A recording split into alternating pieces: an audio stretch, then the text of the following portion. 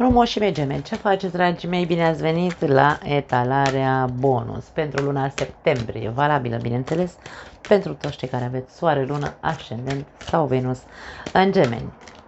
Începem, nu mai pierdem timpul, scoatem primele 3 mesaje pentru voi din acest minunat oracol. Primul mesaj. Persoană de încredere. Ok. Încredere din nou. Mai, la voie despre încredere și vinovăție sau, nu știu, acuzații. Poate ori ți se aduc anumite acuzații și tu trebuie să dai dovadă că ești o persoană în care lumea poate să creadă, ori vorbim contrariu. Tu trebuie să ai încredere într-o persoană în care nu ai încredere și se poate că de multe ori te simți vinovat că nu ai încredere. Ori există o altă variantă în care unii dintre voi sunteți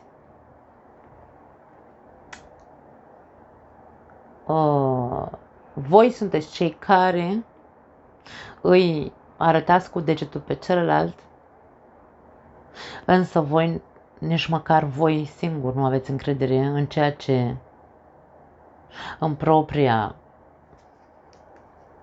persoană. Ca și cum e mai ușor să văd gunoiul din ochiul celuilalt, însă pe mine nu mă văd. Poate fi și asta, da.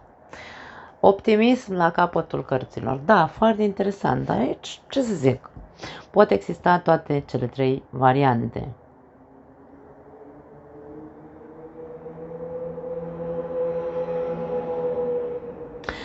În primul și în primul rând, ca să crezi în cineva, tu trebuie să...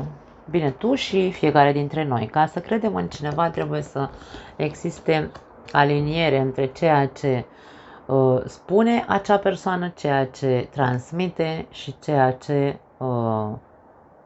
face. Da?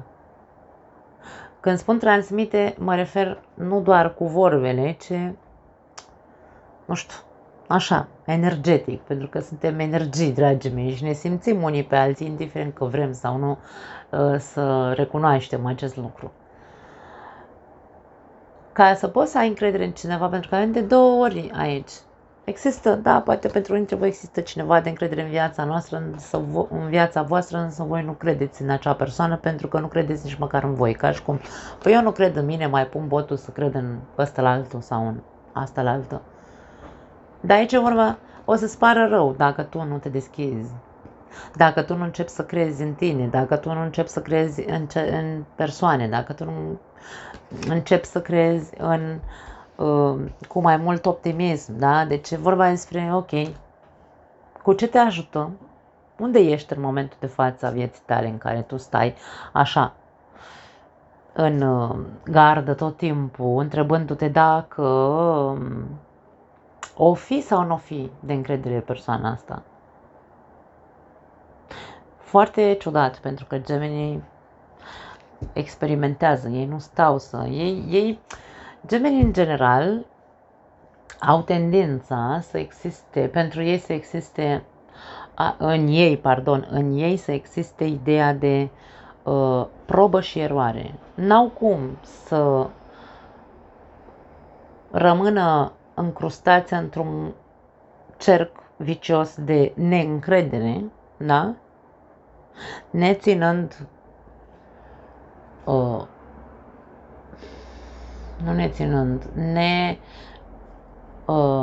experimentând. Când un geamăn ajunge să se închidă într-atât încât să zică nu cred, nu mai cred în mine, da, păi în celălalt, atenție, e o frază care se spune foarte mult în România, cel puțin, și după aia ne simțim vinovați sau, nu știu, suntem acuzați de anumite lucruri, geamanul trebuie să revină la el, îmi vine să spun, la esența lui, care este probă și eroare. Până nu probezi și vezi dacă este o greșeală sau nu, nu poți să spui că nu merită să ai încredere în cineva sau într-o situație, da? Cred că ați înțeles ce vreau să zic, că sunteți oameni inteligenți. Hai să vedem mai departe. Alte mesaje pentru voi. 9 de monede. Ți se spune să iei o pauză și să savurezi rezultatele succeselor tale. Această persoană stă frumos pe acel hamac, sau cred că așa se cheamă în românește, și pur și simplu mănâncă un măr. Da. Ca și cum n-ai cum să vezi această imagine și să nu te gândești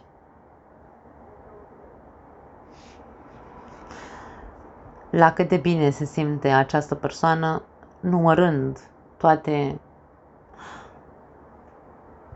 rezultatele pozitive din viața ei. Pentru că dacă aici e vorba despre mă fixez sau m-am fixat doar pe neîncredere, pe nu mai am încredere în nimeni, indiferent că sunt înconjurat de persoane de încredere, aici e vorba despre ok. Ce-ar fi să-ți iei o pauză și să te uiți la ceea ce este pozitiv de fapt în viața ta. Și să vezi că probabil că ceea ce este pozitiv în viața ta nu are legătură doar cu tine, ci are legătură și cu persoanele din exterior în care au plusat la succesele tale, probabil, da? Sau la rezultatele pozitive din viața ta. 6 de spade.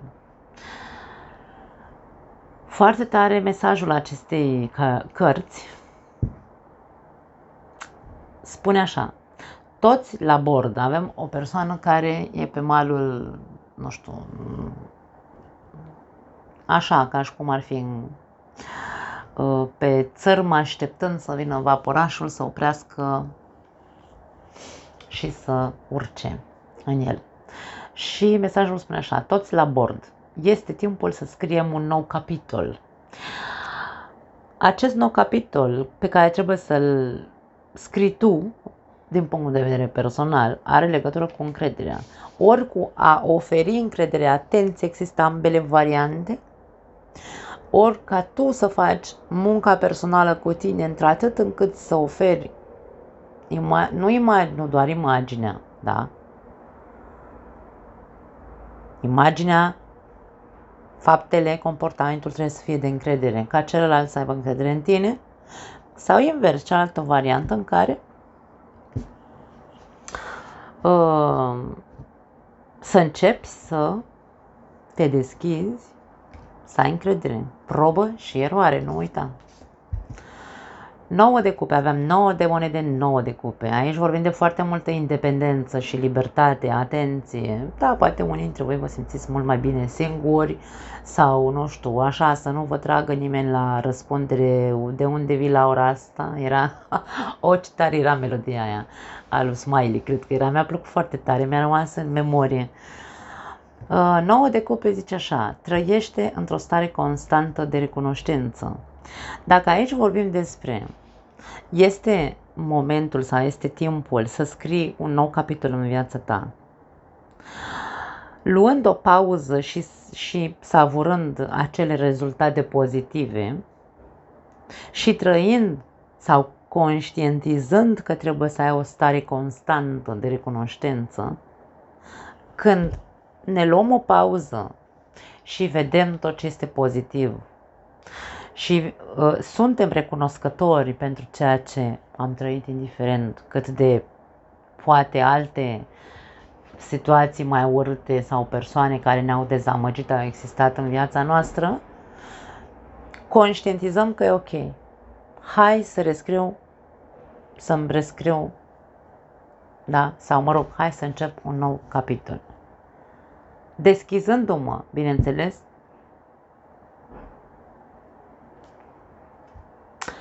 din punct de vedere, din toate punctele de vedere, către a crede, ca și cum până nu văd contrariul, eu cred în oameni. Eu, din punctul meu de vedere, eu așa gândesc, da? Deci eu consider că în lume există persoane minunate și că fiecare dintre noi suntem minunați până când mi se demonstrează contrariul. În momentul în care, în viața mea, când eu credeam într-o persoană, da? Cred în tine și tu îmi demonstrezi că eu pot să am încredere în tine. Nici o problemă. Suntem super ok. Până în momentul în care văd altceva. Până în momentul în care văd că nu că m-ai dezamăgit, că nu e vorba să mă dezamăgești, e vorba despre faptul că tu de fapt îmi dovedești mie că eu nu pot avea încredere în tine. Și atunci se taie, se rupe relația. Nu înțeleg de ce trebuie să facem atât de multă tragedie și să ne complicăm viața într-atât încât să zicem, nu mai îmi trebuie că toată lumea m-a dezamăgit. Nu. Până când, da? Probă și eroare, eu am luna în Gemeni, eu așa simt persoanele, da? Probă și eroare. Am probat, am avut încredere în tine. M-ai dezamăgit? La revedere, nu mai stau la discuție. De-aia zic că n-ai niciun motiv, nici tu și nici o altă persoană din nicio altă zodie. Nu avem de ce să stăm să ne încuiem sufletul sau să ne încuiem viața doar pentru că, vezi, Doamne, am fost dezamăgită sau prefer pur și simplu să stau singur. Dacă prefer să stai singur, atunci asta este. Bineînțeles că este o alegere la fel de, hai să o numim, coerentă, da? Ca cel care vrea să trăiască într-o relație.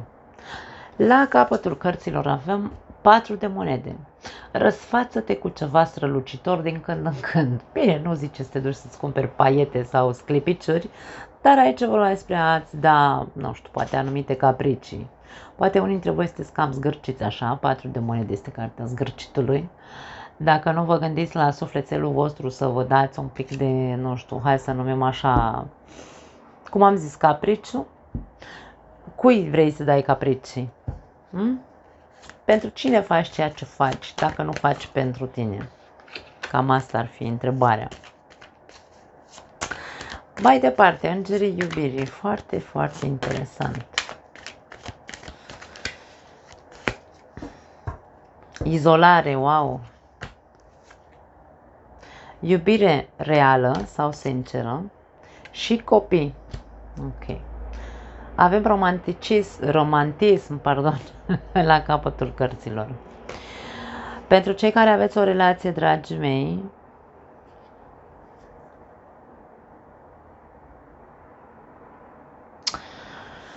aici ca și cum vi se spune că voi sunteți lângă iubirea, sau așa arată iubirea adevărată, ca în relația voastră.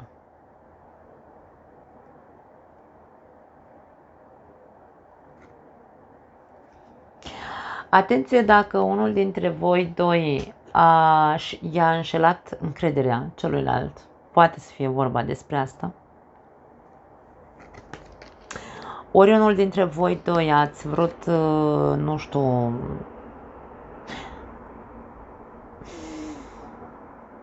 întotdeauna a existat ideea asta de vreau să, pe mine nu mă tragi la răspundere, pe mine nu mă întrebi unde am fost, când vin înapoi, habar n-am, toate chestiile de genul ăsta.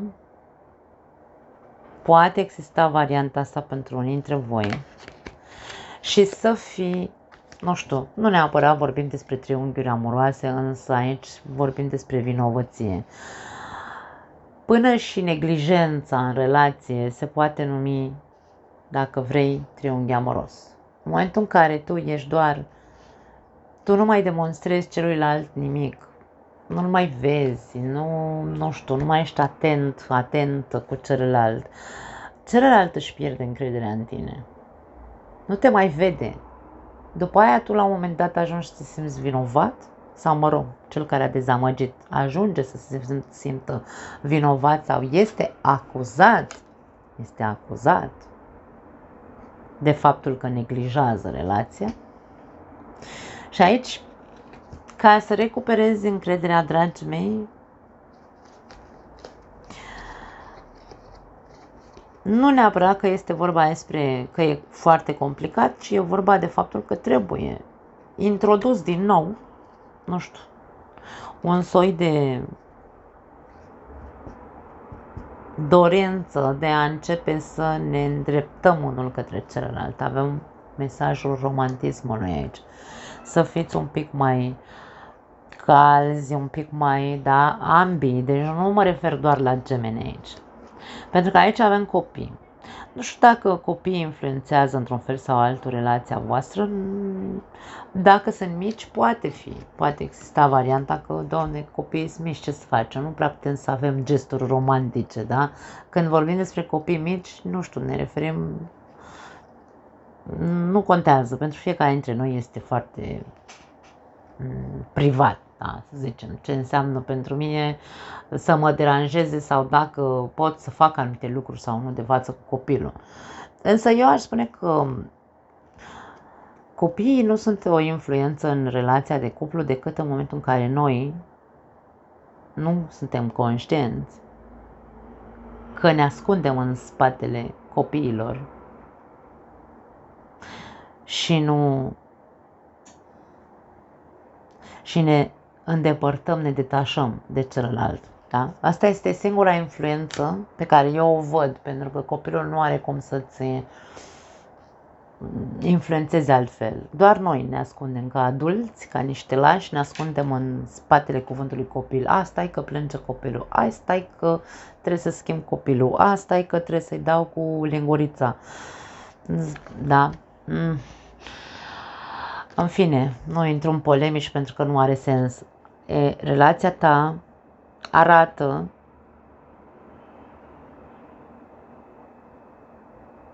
cum trebuie să fie o relație. Există iubire între voi doi. Sinceră. Da? Ce s-a întâmplat pe drum, voi știți. Și aici avem izolare și mesajul spune așa: e momentul să vă deconectați de ceilalți. Dar nu tu să te deconectezi de partener. Împreună, tu și partenerul, uite aici avem aceste două persoane care s-au luat frumos de mânuță și pleacă amândoi. Și pe ceilalți îi lasă cumva în urma voastră, în urma lor. Poate că de ce nu, inclusiv copiii.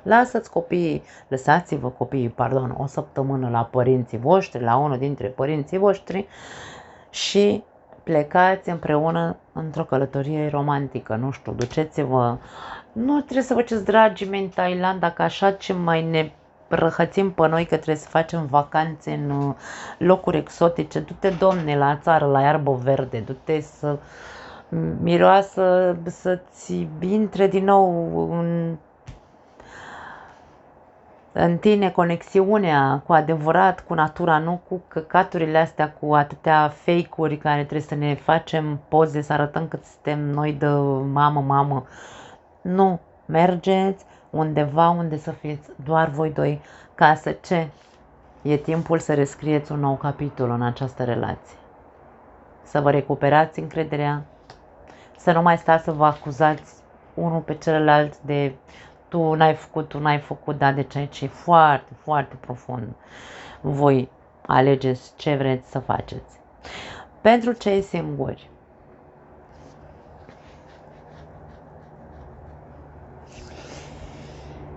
eu aș spune că pornim de la ideea că voi nu mai aveți încredere, chiar dacă e să cunoașteți sau să fi cunoscut pe cineva recent sau nu, voi nu sunteți deschiși, dragii mei.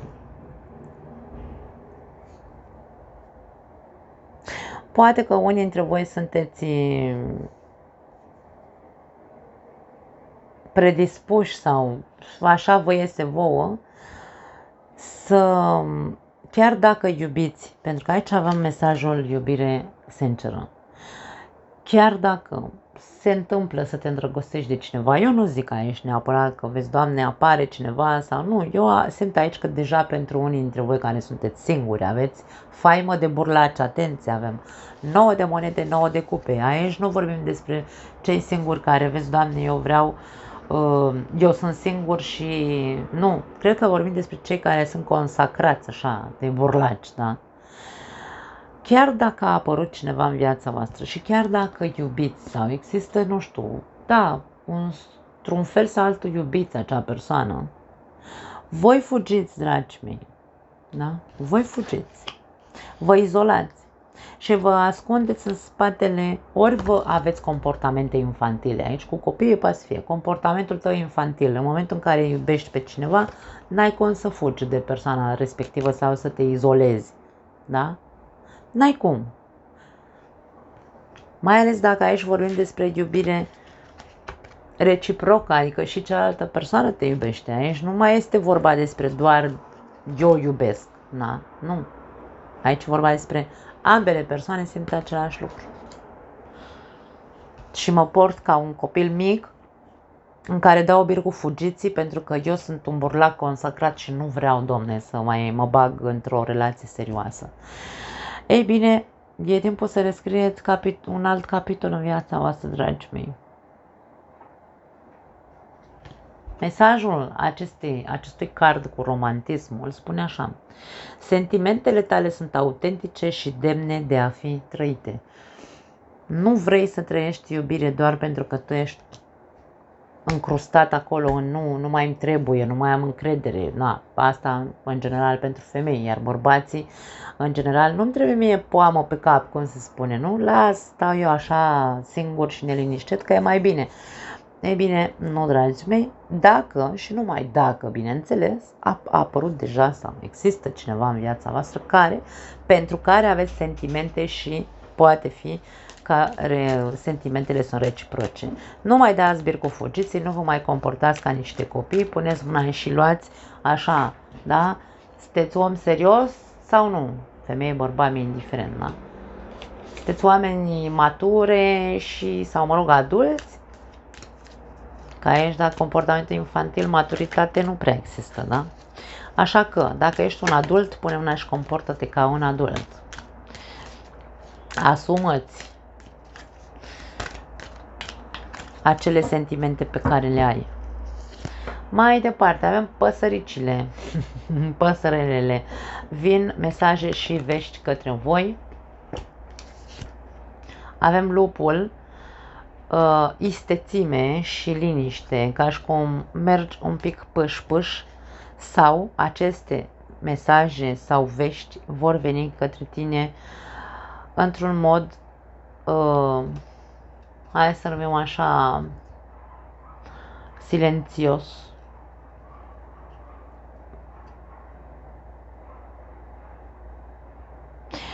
Poate ai de-a face cu cineva foarte inteligent care știți cum era aia cu picătura chinezească, încet, așa, câte o picătură, introduce ceva în capul tău și până la urmă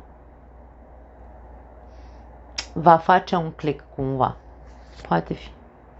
Și avem ursul care vorbește despre forță, putere și ingeniozitate. Din nou vorbim despre istețime și inteligența aici, dragii mei. E ca și cum încasează cu inteligență mesajele și veștile care vin către tine în această perioadă, pentru că poate au rolul să te facă mai puternic sau să te facă să-ți recuperezi puterea, încrederea. Pentru că aici e vorba despre încredere. Geamănul nu are încredere. Wow, iubire. Aici avem mesaje de iubire, dragii mei, pentru unii dintre voi o nouă relație, o nouă etapă în relația voastră, da? Vorbim tot despre romantism. Ce să zic, corazonul e pe piață în această perioadă pentru voi. Da, hai să vedem alte mesaje pentru voi. Interesant, foarte frumoasă și explicită această etalare.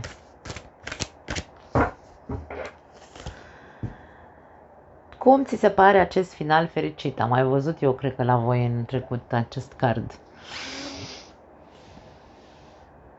Deci ești furios, aici avem imaginea furiei. O persoană e furioasă pe viață, pe Dumnezeu, pe ce s-a întâmplat viața ei. De ce ești atât de furios? De ce te învrăjbești cumva? Aici e o luptă cumva interioară, vine să spun. Frânează ritmul și trăiește-ți viața. Sau bucură-te de viață, da? Celebrează viața. Frânează un pic și bucură-te cu adevărat de viață. Nu mai fi învrăjbit, nu mai fi așa, de ce e strigător la cer, de ce a trebuit să mi se întâmple mie X, Y, Z și așa mai departe. Dragii mei, nu există răspunsuri la învrăjberile noastre. Viața e doar despre a experimenta. Dacă ne împiedicăm în de-ceuri, nu vom reuși să avansăm și vom rămâne încrustați în acele, cum am zis, în acele situații în care nu mai îmi trebuie, nu mai am încredere, bla bla bla, ce am zis de la început. Și avem așteptări. Ce așteptări ai tu de la această viață? Ce așteptări ai tu de la tine? Ce așteptări ai de la partener sau de la, pe plan amoros? Ce așteptări ai tu? Întâi întreabă-te, vezi care sunt așteptările tale, pentru că au de văzut cu învrăjbeala ta. În al doilea rând, nu căuta aprobarea nimănui. De ce trebuie să stăm să vedem dacă ceea ce vom face va fi sau nu acceptat de ceilalți? Pentru că aici avem un sentiment de, sau imaginea acuzației. Ți-e frică de ce va spune lumea dacă tu, nu știu, vei rescrie un nou capitol în viața ta? Ți-e frică de ceea ce, de acuzațiile care ți le pot aduce alții? Care este marele mister să cauți, da? Care este marele, nu mister, motiv? Care e marele motiv pentru care tu cauți aprobarea celor din jurul tău?